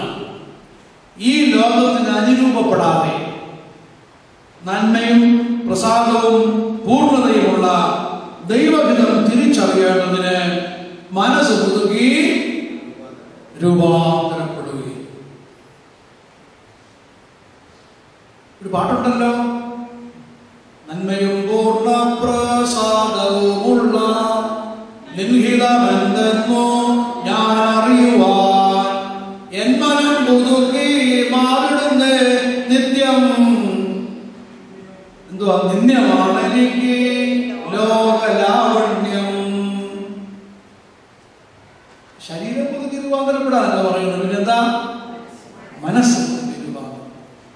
രൂപാന്തരം എന്ന് പറഞ്ഞാൽ, അല്ലെങ്കിൽ മനസാന്തരം എന്ന് പറഞ്ഞാൽ, നമ്മൾ ഗ്രഹിക്കേണ്ട ഒരർത്ഥം മനസ്സിന് നന്മയിലേക്കുള്ള അന്തരമാണ്.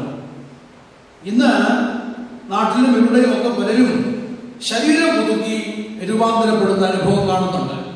മനസ്സ് പുതുക്കപ്പെടുന്നില്ല. തിരുമ്മിക്കാൻ പോവുക, പിന്നെ എക്സർസൈസ്, ഇങ്ങനെ വീട്ടിൽ ഇരുന്നുകൊണ്ട് തന്നെ ഓടാം, വീട്ടിൽ ഇരുന്ന് സൈക്കിളിൽ ഓടാം. പിന്നെ നാട്ടുപുറത്തൊക്കെ ആണെങ്കിൽ ഇവിടെയും കാണുന്നുണ്ട്, വെളുപ്പിന് 5 മണി മുതൽ കണമണാന്ന് മനുഷ്യൻ കിടന്ന് ഓടുക. ചിലരൊക്കെ ഓടുന്നുണ്ടെന്ന് രസമാണ്, കൈയും കാലും ഇരിക്കുന്നൊക്കെ വെച്ച് മരണോപ്രാണമാണ് കാണിക്കുന്നതെന്ന് തോന്നുന്നു. കാരണം ഡോക്ടർ പറഞ്ഞു ഓടിയില്ലെന്ന് ചത്തുപോകും, അതിനെ ഓടുക, ഓടിയില്ലേ ചത്തുപോകും. അതുകൊണ്ട് മരണോപ്രാണം പിടിച്ച് രാവിലെ ഇങ്ങനെ ഓടുക. ഒരു പൊണ്ണത്തടിയൻ ഡോക്ടറെ അടുത്ത് ഡോക്ടറെ തടി കുറയ്ക്കണം, അതിന് എന്താ പറ്റിയ മരുന്നൊന്നും വേണമേ, നീ ഒരു ദിവസം ഒരു 2 കിലോമീറ്റർ വെച്ച് ഓടിക്കും, 4 കിലോമീറ്റർ ഓടിക്കും. അത് നിസ്സാരപ്പെട്ട കാര്യമാണല്ലോ. എന്നിട്ട് 3 മാസം കഴിഞ്ഞ് എന്നോട് വിളിച്ച് വിവരം പറയാൻ പറഞ്ഞു, ഇതിന്റെ തടി എന്ത് മാത്രം കുറഞ്ഞെന്നറിയാമോ. ഇവൻ പിറ്റേ ദിവസം മുതൽ ഓടാൻ തുടങ്ങി. 3 മാസം കഴിഞ്ഞ് ഡോക്ടറെ വിളിച്ചു. ഡോക്ടറെ, 3 മാസം മുമ്പ് ഡോക്ടറെ അടുത്ത് വന്ന രോഗിയാണ് വിളിക്കുന്നത്, എങ്ങനെയുണ്ട്, തടി എങ്ങനെയുണ്ട്? തടിയൊക്കെ ഇത്ര കുറഞ്ഞു, പക്ഷെ ഞാൻ എത്ര കിലോമീറ്റർ അകലെയായിപ്പോ നിൽക്കുന്നെന്നറിയാമോ? മനസ്സിലായോ? ഒരു ദിവസം 4 കിലോമീറ്റർ വെച്ച് ശക്തി ഓടി.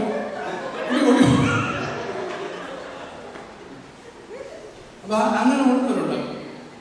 അപ്പൊ എങ്ങനെയാണെങ്കിലും തിരക്കേടില്ല, ശരീരം മുസ്ലിമാക്കി, ശരീരം പുതുക്കി രൂപാന്തരം മറ്റുള്ളവരുടെ മുൻപിൽ നമ്മളെ കാണാൻ കൊള്ളിക്കുന്നവരാക്കി മാറ്റണം. അതിന് പെർഫ്യൂം വീശാനും തിരക്കേടില്ല, പട്ടിണി കിടന്നാലും തിരക്കേടില്ല, പാവയ്ക്കാത്തി കുടിച്ചാലും തിരക്കേടില്ല. എങ്ങനെയാന്ന് പറഞ്ഞാലും ശരീരം പുതുക്കണം. പക്ഷേ നമ്മുടെ മനസ്സിന് വേണ്ടി നമ്മൾ എന്ത് ചെയ്യുന്നു? മനസാന്തരത്തിന് വേണ്ടി എന്ത് ചെയ്യുന്നു? എന്തിനായി മനസാന്തരം? ദൈവത്തിന്റെ ഹിതം തിരിച്ചറിയണമെങ്കിൽ മനസ്സ് പുതുക്കിയുള്ള രൂപാന്തരം. ദൈവഹിതം ജീവിതത്തിൽ തിരിച്ചറിയാൻ പാടില്ലാതെ വരുന്നതാണ് നമ്മുടെ ജീവിതത്തിന്റെ ഏറ്റവും വലിയ പരാജയം. ജീവിതായോധനത്തിൽ ദൈവത്തിന്റെ ഹിതം എല്ലാ നിമിഷങ്ങളിലും തിരിച്ചറിയാൻ നമുക്ക് സാധിക്കും. ഇവിടെ പറയുന്നുണ്ട്, ദൈവത്തിന്റെ ഹിതം നന്മയുള്ളത്, പൂർണ്ണതയുള്ളത്, പ്രസാദമുള്ളത്. ഒരുപാട് ഉദാഹരണമൊന്നും ഞാൻ പറയുന്നില്ല. 3 പെയർ ഓഫ് പേഴ്സൺസിന്റെ കാര്യം പറയാം. കായേനും ഹാബേലും. കായനോട് ദൈവം പറഞ്ഞു, കായനെ, നിന്റെ മുഖം എന്താ വാടുന്നത്? നീ നന്മയാണ് ചെയ്യുന്നതെങ്കിൽ നിനക്ക് സന്തോഷമുണ്ടാകുകയില്ലയോ? നീ തിന്മയാണ് ചെയ്യുന്നതെങ്കിൽ നീ സൂക്ഷിക്കണം, പാപം നിന്റെ വാതുക്കൽ കിടക്കുന്നു, അതിന്റെ ആഗ്രഹം നിങ്ങളിലേക്കാണ്. വലിയ മുന്നറിയിപ്പ് കായന് ദൈവം കൊടുത്തതല്ലേ. പക്ഷെ കായൻ എന്ത് ചെയ്തു? ഇതൊന്നും ശ്രദ്ധിച്ചില്ല. അനുജനായ ഹാബേലിനെ ബാധിച്ചു, കൊന്നേച്ച് ദൈവം തമ്പുരാന്റെ മുമ്പിൽ വന്നു. Where is your brother? അപ്പൊ കായന് എന്താ അങ്ങോട്ട് പറഞ്ഞത്? ദൈവത്തോടുള്ള ചോദ്യം അങ്ങോട്ട്, Am I the keeper of my brother? Am I my brother's keeper? വാത്സല്യമുള്ളവരെ, കായൻ തിന്മയ്ക്ക് അനുരൂപനായ മനുഷ്യനാണ്. കാരണം അപകടത്തെ കുറിച്ച് മുന്നറിയിപ്പ് കൊടുത്തിട്ട് അവഗണിച്ചു കളഞ്ഞു.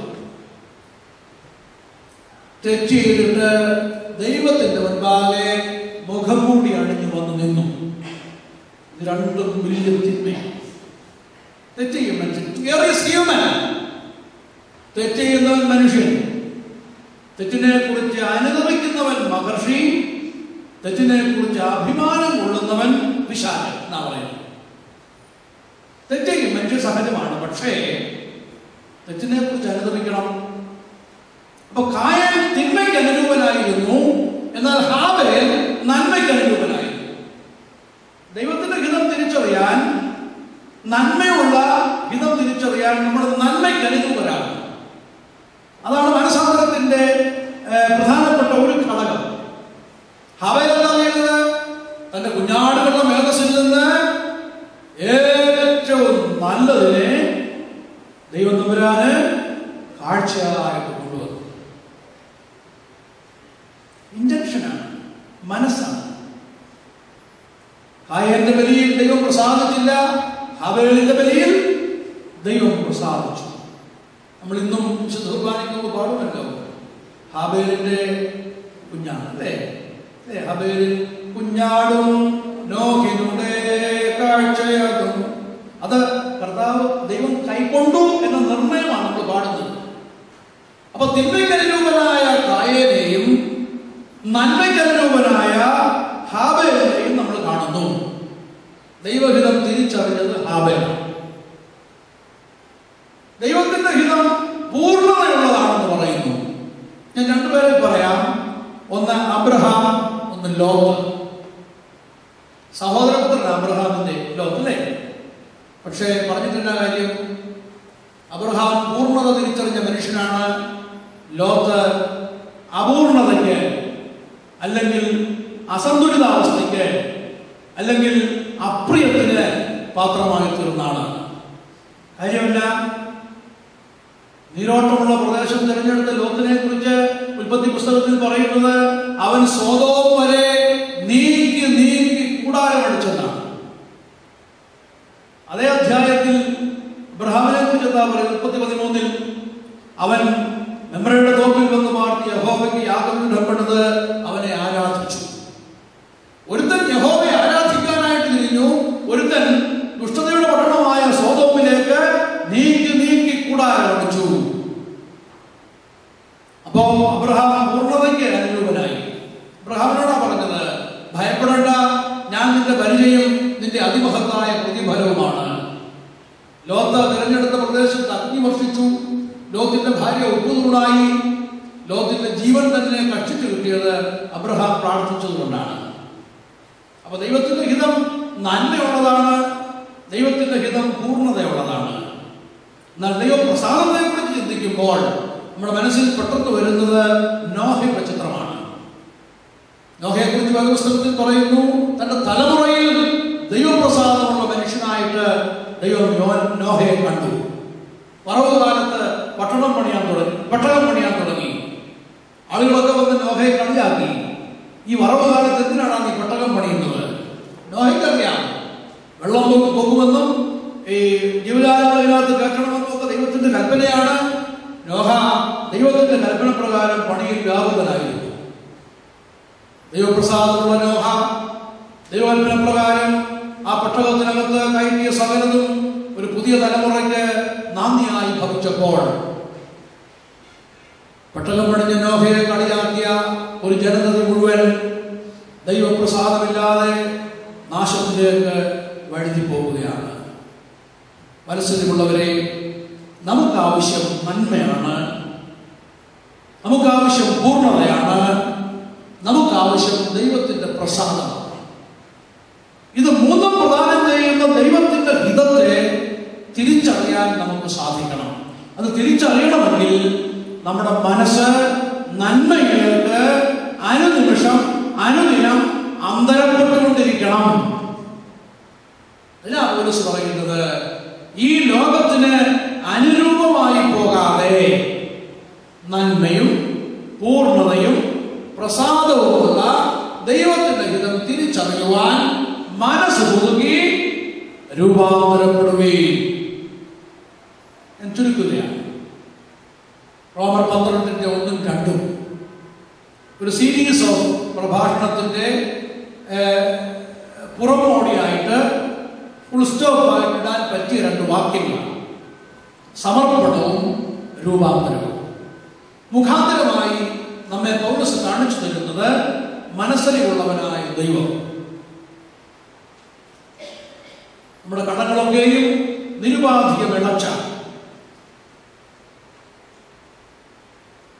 മുറിവേറ്റ് കിടന്ന് നമ്മെ മുറിവ് കെട്ടി സൗഖ്യമാക്കിയ, അകന്നുപോയ ബന്ധത്തിൽ നിന്ന് തന്നിലേക്ക് നമ്മെ അടുപ്പിച്ച മനസ്സരിവുള്ളവനായ ദൈവം തന്റെ ഏകജാതനെ കുരിശിൽ മരിക്കുവാൻ വിട്ടുകൊടുത്തുകൊണ്ട് ഒരു മനുഷ്യന് വിരുദ്ധതകൾ നിറഞ്ഞ ലോകത്തിൽ എങ്ങനെ ഒരു യാഗമായി സമർപ്പിക്കാമെന്ന് കാണിച്ചത്. അതാണ് പൗലോസ് പറഞ്ഞത്, you also offer your body as A living sacrifice. നമ്മൾ ഓർക്കണം, നമ്മൾ ഈ ഭൂമിയിൽ ജീവിക്കുമ്പോഴും നമ്മുടെ ശരീരം ഒരു യാഗമാണ്. വിശുദ്ധ കുർബാന അനുഭവിക്കുമ്പോൾ ഓർക്കണം, ഞാൻ വിശുദ്ധ കുർബാന അനുഭവിക്കുമ്പോൾ ഞാൻ തന്നെ വിശുദ്ധ കുർബാനയാണ്. പ്രാർത്ഥിക്കുമ്പോൾ ഓർക്കണം, ഞാൻ പ്രാർത്ഥനയാണ്. സ്തോത്രകാഴ്ചയിടുമ്പോൾ ഓർക്കണം, ഞാൻ തന്നെ സ്തോത്രകാഴ്ചയാണ്. കാക്കക്കൂട് കെട്ടുന്ന പോലെ ആകരുത്. 10 കൊല്ലം മുമ്പ് കാക്കക്കൂട് കെട്ടി, ഇന്നും കാക്ക അതേ രീതിയിൽ കൂട് കെട്ടുന്നു. നമ്മൾ 10 കൊല്ലം മുമ്പ് പ്രാർത്ഥിച്ചു, ഇന്നും അതുപോലെ പ്രാർത്ഥിക്കുന്നു. 10 കൊല്ലം മുമ്പ് 8 നോമ്പ് നോക്കി, ഇന്നും അതുപോലെ 8 നോമ്പ് നോക്കുന്നു. കൗമാപ്പടിക്ക് വ്യത്യാസമൊന്നും വന്നിട്ടില്ല, പക്ഷേ നമ്മുടെ ആത്മീയ അനുഭവത്തിന് വ്യത്യാസമാണ്. ആത്മീയ ജീവിതത്തിന്റെ തോത് പൊങ്ങണം. പ്രാർത്ഥിച്ച് പ്രാർത്ഥിച്ച് പ്രാർത്ഥനയാവാൻ, ആരാധിച്ച് ആരാധിച്ച് ആരാധനയാവാൻ, സ്തോത്രകാഴ്ചയിട്ട് സ്തോത്രകാഴ്ചയിട്ട് സ്തോത്രകാഴ്ചയാവാൻ, കുർബാന അനുഭവിച്ച് കുർബാനയാകാൻ ഉള്ള അവസ്ഥയിലേക്ക് നമ്മൾ വളരണം. അപ്പോഴാണ് നമ്മുടെ ശരീരങ്ങളും ജീവനും വിശുദ്ധിയും ദൈവത്തിന്റെ പ്രസാദവുമുള്ള യാഗമായി സമർപ്പിക്കപ്പെടുന്നത്. ദൈവത്തിന്റെ ഹിതം നന്മയുള്ളതും പൂർണ്ണതയുള്ളതും പ്രസാദമുള്ളതുമാണ്. അത് തിരിച്ചറിയേണ്ടതിന് അനുനിമിഷം മനസ്സ് ഒതുക്കി രൂപാന്തരപ്പെടണം. ഈ സമർപ്പണവും ഈ രൂപാന്തരവും നമ്മൾ അനുനിമിഷം സംഭവിക്കുമ്പോൾ ദുഷ്ടൻ നമുക്ക് മുമ്പിൽ വയ്ക്കുന്ന കെണികളെല്ലാം പൊട്ടിച്ച് നമ്മുടെ ഈ പ്രാവശ്യത്തെ പ്രസംഗത്തിന്റെ ഒക്കെ മുഖ്യ വിഷയമാകുന്ന അവസ്ഥയുടെ ഉപകരണമായി പോകാതെ അവസ്ഥാവിശേഷങ്ങളെ മറികടന്ന് ആത്മീയ സംസ്കാരം രൂപപ്പെടുത്തി ഇതിന്റെ ക്ലൈമാക്സിൽ നിൽപ്പാൻ ദൈവം നമ്മെ വളരെയേറെ സഹായിക്കും. ആ ഒരു കൃപയാണ് നമുക്ക് ആവശ്യം. ആ കൃപ കണ്ടെത്തുവാൻ നാം പ്രാർത്ഥിക്കണം. ദൈവത്തിന്റെ പരിശുദ്ധാത്മാവ് നമ്മെ സഹായിക്കട്ടെ. ശുദ്ധിമതിയായ അമ്മയുടെ മധ്യസ്ഥത നമുക്ക് അതിന് സഹായകരമാവട്ടെ എന്ന് ആത്മാർത്ഥമായി പ്രാർത്ഥിക്കുന്നു. 5 മിനിറ്റ് മുൻപ് ഇന്ന് പ്രസംഗം നിർത്തിയത് മറ്റൊരു കാര്യം പറയാൻ വേണ്ടിയാണ്. കഴിഞ്ഞ ചില ദിവസങ്ങളായിട്ട് ഇവിടെ ആത്മീയ ശുശ്രൂഷകൾ നിർവഹിക്കുവാൻ തക്കവണ്ണം, പ്രത്യേകിച്ച് തിരുവചനത്തിൽ നിന്ന് സംസാരിക്കാൻ തക്കവണ്ണം എനിക്ക് ലഭിച്ച അവസരം ഒരു വലിയ ഭാഗ്യമായിട്ട് ഞാൻ കരുതുകയാണ്. ദൈവത്തിനായ പൗലോസ് പീറ്റർ അച്ഛൻ എൻ്റെ പേർക്ക് ടെലിഫോൺ ചെയ്ത് പറയുകയും ഇമെയിൽ അയക്കുകയും ചെയ്തപ്പോൾ നല്ലൊരു പരിഭ്രമം എൻ്റെ മനസ്സിൽ ഉണ്ടായി. കാരണം അമേരിക്കയിലുള്ള സാധാരണക്കാരായ അച്ഛന്മാരെ പോലെയല്ല പൗലോസ് പീറ്റർ അച്ഛനെ ഞങ്ങൾ പാവപ്പെട്ട അച്ഛന്മാരൊക്കെ വളരെ ദൂരം നിന്ന് ഭയത്തോടും പുറകിലോടും കൂടെ കാണുന്ന ഒരവസ്ഥയാണ് ഞങ്ങളുടെയൊക്കെ ജീവിതത്തിലുള്ളത്. പക്ഷെ കണ്ടു കഴിഞ്ഞപ്പോൾ ആ ഭയം അല്പം മാറി. എന്നിരുന്നാലും അങ്ങനെ ഒരു ചിന്ത മനസ്സിൽ ഇരുന്നതുകൊണ്ട് എന്തായിത്തീരും, എങ്ങനെയായിത്തീരും, ഇതെങ്ങനെയൊക്കെ കലാശിക്കുമെന്നുള്ള അല്പമല്ലാത്ത സന്ദേഹം എൻ്റെ മനസ്സിൽ വളരെ ഉണ്ടായിരുന്നു. ഏതായിരുന്നാലും എൻ്റെ 27 വർഷത്തെ വൈദിക ജീവിതത്തിനിടയിൽ ഈ 8 നോമ്പ് 8 ദിവസവും പ്രസംഗിച്ച് അങ്ങനെ ഒരു പള്ളിയിൽ തന്നെ ആയിരിക്കാനുള്ള അവസരം ആദ്യമായിട്ട് കിട്ടുക, അത് ഒരു വലിയ അനുഗ്രഹമായിട്ട് കരുതുകയാണ്. ഈ പള്ളി മലമേൽ സ്ഥാപിക്കപ്പെട്ട പട്ടണം എന്ന് പറയുന്നത് പോലെ വളരെ അനുഗ്രഹിക്കപ്പെട്ട ഒരു ദേവാലയം. പലരും ഈ ദേവാലയത്തിന്റെ അനുഗ്രഹത്തെ കുറിച്ച് എന്നോട് വ്യക്തിപരമായ ജീവിതത്തിലൂടെ സാക്ഷിക്കുകയുണ്ടായി. ബഹുമാനപ്പെട്ട അച്ഛനും ഒരുപാട് കാര്യങ്ങൾ പറഞ്ഞു. ഈ ദേവാലയത്തിൽ വന്ന് പ്രാർത്ഥിക്കുന്നതും ഇവിടെ ആയിരിക്കുന്നതും ഒക്കെ വലിയ അനുഗ്രഹമാണ്. ആ അനുഗ്രഹത്തിന്റെ നിറവിലാണ് നിങ്ങളെല്ലാവരും. നിങ്ങൾ ദൈവസമൃദ്ധിയായി അനുഗ്രഹിക്കട്ടെ എന്ന് പ്രാർത്ഥിക്കുകയാണ്. ചെറുതും വലുതുമായ നിലയിൽ ഇവിടുത്തെ ശുശ്രൂഷ നിർവഹിക്കുന്നതിന് എന്നെ സഹായിച്ച ഒരുപാട് വ്യക്തികളുണ്ട്. ആരെയും ഞാൻ പേരെടുത്ത് പറയുന്നില്ല, കാരണം പേരെടുത്ത് പറഞ്ഞാൽ അവരുടെ അനുഗ്രഹത്തിൽ അത് കുറവായി പോകും. അതുകൊണ്ട് അങ്ങനെയാണല്ലോ വേണ്ടത്. അവരുടെ സഹകരണത്തെയും അവരുടെ സഹാനുഭൂതിയെയും എല്ലാം ദൈവം കാണട്ടെ, അവർക്ക് പ്രതിഫലം നൽകട്ടെ എന്ന് ആത്മാർത്ഥമായി പ്രാർത്ഥിക്കുന്നു.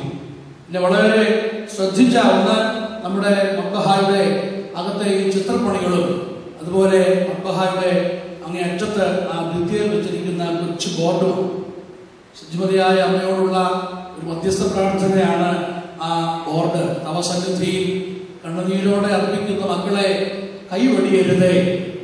നിങ്ങൾ പള്ളിയിൽ വരുമ്പോൾ നിശ്ചയമായിട്ടും ആ ബോർഡ് ഒന്ന് നോക്കി പ്രാർത്ഥിക്കും. അതൊരു വലിയ അനുഗ്രഹമാണ്. അല്പനേരം ആ ബോർഡിൽ നോക്കിയിരുന്നതിൻ്റെ അനുഗ്രഹമാണ്. മാതാവിൻ്റെ നല്ല ഒരു ചിത്രമാണ് മക്ബഹായിൽ ചിത്രീകരിച്ചിട്ടുള്ളത്. അനുഗ്രഹിക്കപ്പെട്ട ഒരു മക്ബഹായാണ്, അനുഗ്രഹിക്കപ്പെട്ട ഒരു പള്ളിയാണ്. ബഹുമാനപ്പെട്ട ഒരു സച്ചിനോടും ഇതിൻ്റെ ചുമതലക്കാരായിട്ടുള്ള ട്രസ്റ്റി, സെക്രട്ടറി, അതുപോലെ മാനേജിംഗ് കമ്മിറ്റി അംഗങ്ങൾ, ഇവിടെയുള്ള എല്ലാവരോടുമുള്ള നന്ദി പ്രത്യേകം അറിയിക്കുകയാണ്. നിങ്ങളുടെ പ്രാർത്ഥനയിൽ ബലഹീന എന്നെ ഓർക്കണം. നിങ്ങളെയും ഞാൻ പ്രാർത്ഥനയിൽ സ്മരിക്കും. ഇവിടെ 8 ദിവസം ചെലവഴിച്ചു എന്ന് പറഞ്ഞതുകൊണ്ട് ആയുസ് മുഴുവൻ നിങ്ങളുടെ എല്ലാം മുഖം എൻ്റെ ശ്രദ്ധയിൽ നിൽക്കണമെന്നില്ല. ചിലപ്പോൾ കുറെ കഴിയുമ്പോൾ പുതിയ മുഖങ്ങളൊക്കെ കണ്ടു കഴിയുമ്പോൾ ചിലപ്പോൾ വിസ്മൃതിയുടെ ആഴത്തിലേക്ക് ചിലപ്പോൾ ആണ്ടുപോയെന്നിരിക്കാം. സ്വാഭാവികമാണല്ലോ. നിങ്ങൾ പലപ്പോഴും നാട്ടിലൊക്കെ വരുമല്ലോ, ആ കുട്ടിയാടി വെച്ചോ തിരുവല്ലായി വെച്ചോ പരുമല വെച്ചോ ഒക്കെ കാണുമ്പോൾ നിങ്ങളോട് സംസാരിക്കാൻ ഒരു പണി ഞാൻ പറഞ്ഞുതരാം. നിങ്ങളെ ഞാൻ മറക്കുന്നതിന് എത്രയും പെട്ടെന്ന് നിങ്ങൾ എന്നെ മറക്കുകയെന്ന് എനിക്കറിയാം. കാരണം നിങ്ങളെല്ലാം എൻ്റെ മുഖത്ത് നോക്കുകയായിരുന്നു. എനിക്ക് നിങ്ങളുടെ എല്ലാ മുഖത്ത് നോക്കാൻ പറ്റിയിട്ടില്ല. കാരണം എല്ലാ ദിവസവും എല്ലാവരും വന്നില്ല, മാറിയും കയറിയൊക്കെ വന്നു. അതുകൊണ്ട് എല്ലാവരുടെയും മുഖത്ത് എനിക്ക് പ്രത്യേകം നോക്കാനുണ്ട്. പക്ഷെ നിങ്ങൾക്ക് എൻ്റെ മുഖം അറിയാം. വ്യത്യാസം ഒരു മുഖത്തിന്, എന്നാലും അത്ര പെട്ടെന്ന് വരികയില്ല. അപ്പൊ നാട്ടിൽ ചെല്ലാനും കണ്ടാൽ മുഖത്ത് നോക്കി ഒന്ന് ചിരിക്കണം.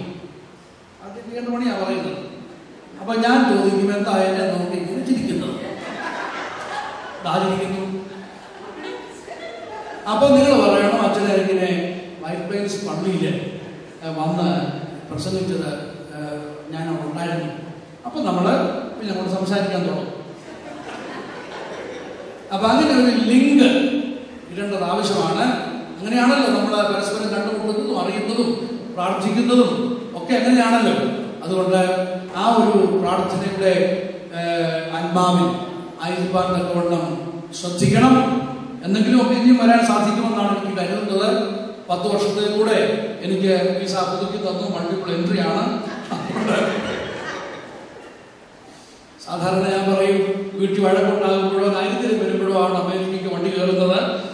ഇത് രണ്ടും അല്ലാതെയാണ് ഞാൻ വന്നിട്ടുള്ളതല്ല. ഇത് 10ാമത്തെ വരവാണ്. 10 പ്രാവശ്യവും. എന്നാൽ വെറുതെ അമേരിക്ക വരെ പൊക്കളയാമെന്ന് വിചാരിച്ച് പോയിട്ടില്ല.